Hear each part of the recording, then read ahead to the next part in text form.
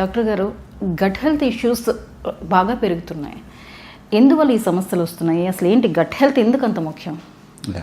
So యాక్చువల్గా gut health అంటే ఏంటంటే అండి, మన ఇంటెస్టైన్లో మంచి బ్యాక్టీరియా ఎంత శాతం ఉందనేది యాక్చువల్ గట్ హెల్త్. ఎందుకంటే అందరూ మాట్లాడుతూ ఉంటారు gut health gut health gut health. So ఏంటి అంటే గట్ హెల్త్ మన దాంట్లో గుడ్ బ్యాక్టీరియా, మంచి బ్యాక్టీరియా ఎంత కంపోజిషన్లో ఎంత ఎక్కువ ఉందో దాన్ని బేస్డే మన టోటల్ హెల్త్ కానీ గట్ హెల్త్ కానీ డిపెండ్ అయి ఉంటుంది.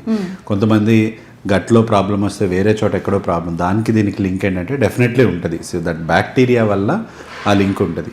అయితే ఇప్పుడు అంటే లేటెస్ట్గా అసలు ఈ సమస్యలు అనేది ఎందుకు పెరుగుతున్నాయి?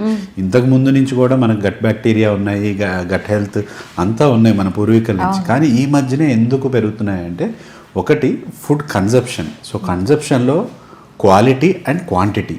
సో క్వాలిటీ వచ్చేసేసి ఇప్పుడు అంతా మనం ఎక్కడ చూసినా కల్తీ అనేది, ఫుడ్ కల్తీ అనేది పెరిగిపోయింది. ఎస్పెషల్లీ పిల్లల్లో ఏంటంటే ప్రాసెస్డ్ ఫుడ్స్ అంటాం. అంటే ఎనీ ప్యాకేజ్డ్ ఫుడ్స్ ఇప్పుడు మన స్కూల్స్లో కానీ అన్నిట్లో they are bringing nowadays they are realising childhood obesity అనేది పెరగడం వల్ల వాళ్ళు రియలైజ్ అవుతున్నారు ఏంటి ఈ ప్రాసెస్డ్ ఫుడ్స్ తగ్గించాలి, ఈ sugar high refined sugars, high sugars ఉన్న ఫుడ్ తగ్గించాలనేది ఇప్పుడు కొన్ని లాస్ తీసుకొస్తున్నారు ఈ స్కూల్స్లో కానీ ఈ పిల్లల కాలేజెస్లో కానీ తీసుకొస్తున్నారు.